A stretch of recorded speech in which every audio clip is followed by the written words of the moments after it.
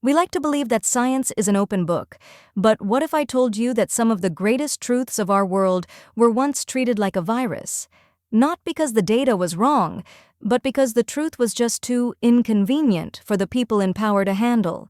We imagine that when the data speaks, the scientists listen, but history tells a different story. The truth is, science is a human endeavor, and because it is human, it is messy, it is territorial, and honestly, it is often terrified of change. Throughout history, the most profound discoveries didn't just face skepticism, they faced outright hostility. They were ignored, buried, or ridiculed, not because the evidence was weak, but because the implications were too dangerous. Some of these discoveries threatened careers. Others threatened our understanding of God. And the scariest ones? They threatened our understanding of reality itself. Today, we are going to look at 10 pivotal moments when the universe revealed a secret, and humanity tried its best to look away. These are 10 discoveries that were simply too inconvenient to be true. Let's start with number 10, the day geology almost collapsed. Back in 1912, a man named Alfred Wegener looked at a map of the world and noticed something that, frankly, a child would notice. The continents fit together. And it wasn't just the shapes. Wegener realized that if you virtually slid South America and Africa together, the geological features didn't just align, they continued seamlessly.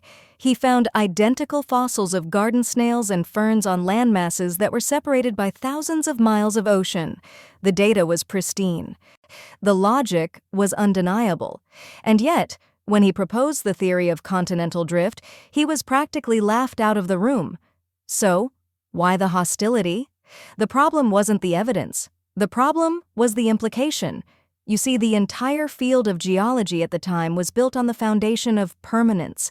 The belief was that the Earth was a static, cooling statue. To accept that continents moved was to admit that the ground beneath our feet was fluid and chaotic. It meant that every textbook ever written on mountain formation, earthquakes, and ocean basins was effectively garbage. Wegener had two strikes against him. First, he was a meteorologist, not a geologist, so he was seen as an outsider. Second, he couldn't explain how they moved, but instead of treating his idea as a hypothesis to be investigated, the establishment treated it like a virus. Funding was cut, papers were blocked. It became academically toxic to even agree with him. It took 50 years and a world war to change things.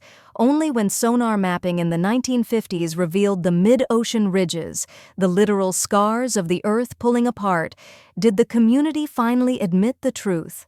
But by then, Wegener was dead. The science wasn't buried by a lack of evidence. It was buried by the weight of tradition. That brings us to number 9, the intelligence of our ancestors. For most of the 20th century, we told ourselves a very specific, flattering story about the past. We framed the Stone Age as a time of darkness.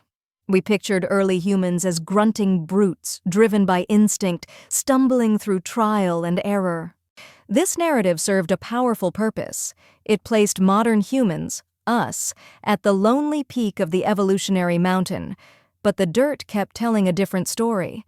Archaeologists started finding stone tools that shouldn't have existed. These weren't just sharp rocks. They were pressure-flaked blades made with microscopic precision. They found evidence of assembly lines, specialized repair shops, and complex adhesives. Then came the lifestyle evidence. We found ancient hearths positioned for optimal airflow. We found distinct zones for sleeping, working, and waste disposal. This wasn't animal instinct. This was engineering. But the most disruptive finding was art. When we found engraved patterns, pigment processing, and ritual burials, we were forced to face an uncomfortable truth. These brutes were capable of abstract thought. They understood symbolism, they mourned, they planned. For decades, this evidence was softened. Discoveries were labeled as anomalies or dating errors. Why? Because admitting that a human 50,000 years ago had the same cognitive hardware as a scientist in a lab coat destroys the ego of the modern age. We aren't the inventors of intelligence, we are just the inheritors of it. Number 8. Life where no life should be. Biology once suffered from what I call a Goldilocks complex. We believed life required a very polite set of conditions: sunlight, moderate temperatures, oxygen, and nice, neutral water. This wasn't just a guess, it was a rule. Any environment outside these parameters was assumed to be sterile. Then we went to the bottom of the ocean. In the pitch-black, crushing pressure of the deep sea, near hydrothermal vents spewing superheated toxic chemicals, scientists found thriving cities of life. Giant tube worms, blind shrimp, bacteria, all living without a single photon of sunlight. They were powered not by photosynthesis, but by chemosynthesis, eating the chemicals from the Earth's core. The scientific community's first reaction? Denial. They claimed samples were contaminated. They said it was impossible. But then, we found them everywhere. Microbes living inside solid rock kilometers underground, organisms swimming in lakes of acid, bacteria thriving in radioactive waste and surviving inside polar ice for millennia. This shattered the fragile definition of habitable. It forced us to realize that life is not a delicate flower that needs a garden. It is a relentless force that can colonize hell.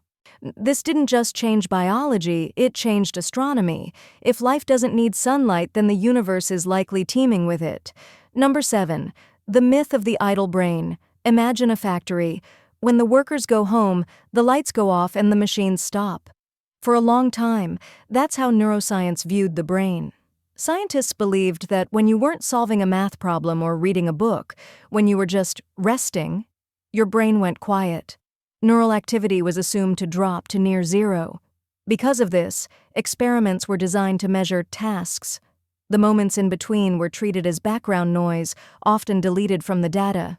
But in the late 90s, researchers noticed something weird. When people stopped doing tasks and just stared at a blank wall, their brains didn't shut down. In fact, huge sections of the brain lit up. They discovered the default mode network. It turns out, when you are doing nothing, your brain is working its hardest. It is archiving memories, simulating future scenarios, and constructing your sense of self. It is the birthplace of creativity and the guardian of your identity. This idea was so radical that early papers on it were rejected. Journals asked, "What is the point of studying a brain doing nothing?" They missed the point entirely. Internal thought isn't a byproduct, it is the primary function. The brain is never off, it is always telling you the story of who you are. Number 6. The medical mistake that hurt millions. If you went to a doctor in the 1980s complaining of a burning stomach ulcer, you would receive a lecture on lifestyle. You were too stressed, you worked too hard. You ate too much spicy food. The treatment? Calm down and take these expensive acid blockers for the rest of your life. It was a perfect narrative. It linked the mind to the body. It made sense. It was also completely wrong. When two Australian researchers, Marshall and Warren, suggested that ulcers were actually caused by a dirty little bacteria called Helicobacter pylori, they were ridiculed. The medical consensus was that the stomach was a sterile acid bath. Nothing could survive there. The resistance here wasn't just scientific, it was financial. Admitting that ulcers were an infection meant admitting that decades of expensive palliative care were a sham and that the cure was a cheap course of antibiotics. The evidence was ignored for so long that Barry Marshall famously took matters into his own hands.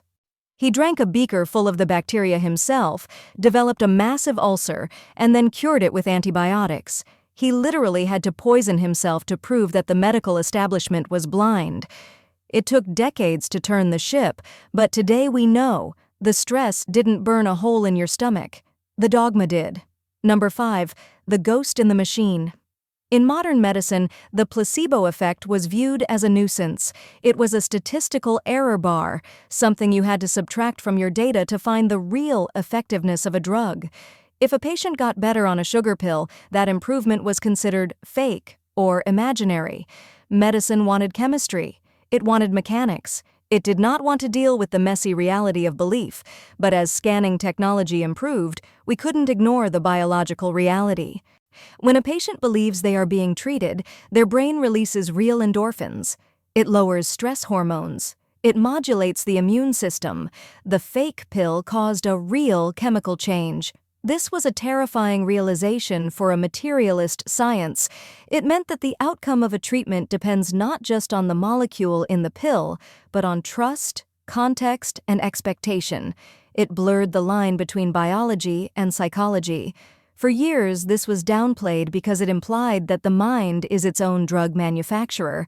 But the placebo effect wasn't a trick. It was proof that the body is listening to the mind. Number 4. The productive coma. Culturally, we have always had a weird relationship with sleep. We see it as weakness, a waste of time. I'll sleep when I'm dead, right? For a long time, science backed this up. Sleep was viewed as a passive state, a period where the brain essentially shut down to save energy. Dreams, meaningless neural sparks. This view persisted because, on the surface, a sleeping person looks inactive. But when we finally looked deeper, we found that sleep is actually a period of intense, violent activity. We discovered the glymphatic system. It turns out when you enter deep sleep, your brain cells physically shrink, creating space for cerebrospinal fluid to rush in and wash away toxic proteins that accumulate during the day. The very proteins linked to Alzheimer's. Sleep isn't rest. It is sewage treatment. It is data consolidation. It is emotional processing. The realization that sleep deprivation is actually a form of slow-motion brain damage took decades to land, and simply because our culture valued busyness over biology. We ignored the maintenance phase because it didn't look like work. Number 3. The death of the eternal cosmos. At the start of the 20th century, the smartest people on Earth, including Einstein, believed in a static universe. The idea was that the universe was eternal. It had always been there, and it always would be. This was a comforting thought. It felt stable, and frankly, it avoided the messy theological question of a creation event. Even when Einstein's own equations suggested the universe should be moving, he added a cosmological constant, a fudge factor, to force it to stay still. Then came Edwin Hubble.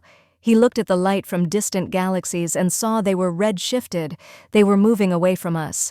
And the farther away they were, the faster they were moving. The implication was staggering. If everything is moving apart, then if you rewind the clock, everything must have once been in the same place. The universe had a beginning. This idea met fierce resistance. Rival theories were invented just to keep the universe eternal. Why? Because a Big Bang sounded too much like a Genesis. It took the discovery of the cosmic microwave background radiation, the literal afterglow of the explosion, to finally kill the static universe. Science had to accept that even the stage we stand on is changing. Number 2. The breakdown of cause and effect. For centuries, science was built on determinism. This is the idea that the universe is a giant clock. If you know the position and speed of every particle in the universe, you can perfectly predict the future. There was no such thing as random. Randomness was just a word for we don't know enough yet. This was the bedrock of physics. Until we looked at the atom. Quantum mechanics revealed a subatomic world that didn't follow the rules. Particles didn't have a set position. They had a probability of being in a position. You couldn't predict the outcome of an experiment with certainty, only the odds. This drove scientists mad. Einstein famously protested, "God does not play dice with the universe." He spent the rest of his life trying to find the hidden variables that would bring order back to the chaos. But he was wrong. Experiments prove that randomness is fundamental. It is woven into the fabric of reality. There is no hidden script. The future is not written. This wasn't just a physics problem, it was a philosophical crisis. It meant that at its core, reality is unpredictable. And finally, number 1. The discovery that suggests you might be creating the universe just by looking at it. In classical physics, the scientist is a ghost. You stand outside the experiment, taking notes. Your observation does not change the outcome. The rock falls whether you watch it or not. Quantum mechanics destroyed this separation. In the famous double-slit experiment, when particles are fired at a screen, they behave like waves. But the moment The exact moment you place a detector to see which slit they go through, they stop behaving like waves and start behaving like solid rocks. The act of measurement collapses the reality. The system knows it is being watched. This implication is so disorienting that for decades physics professors told students, shut up and calculate." They used the math, but they refused to talk about what it meant. Because what it means is terrifying. There is no objective reality sitting out there waiting to be found. Reality is an interaction. The observer and the observed are part of the same system. We are not just an audience to the universe. We are part of the projector, Wegener's moving continents, the intelligent ancient human, the life in the volcano, the universe that began, and the reality that shifts when we watch it. These 10 stories share a common thread. In every single case, the data was there. The truth was knocking on the door. But the door was bolted shut by arrogance, by fear, and by the comfort of the known. We often think the opposite of science is ignorance. But history shows us that the opposite of science is actually certainty. The moment we think we know everything is the moment we stop looking. These discoveries remind us that the foundations of our world are temporary. What impossible idea is being ridiculed today that will be the textbook fact of tomorrow? What are we ignoring right now because it makes us uncomfortable? Real science isn't about defending what we know. It's about having the courage to admit what we don't. Thank you for watching. If you want to keep questioning reality with us, hit that subscribe button. The universe has plenty more secrets to hide, and we plan on finding them. See you in the next one.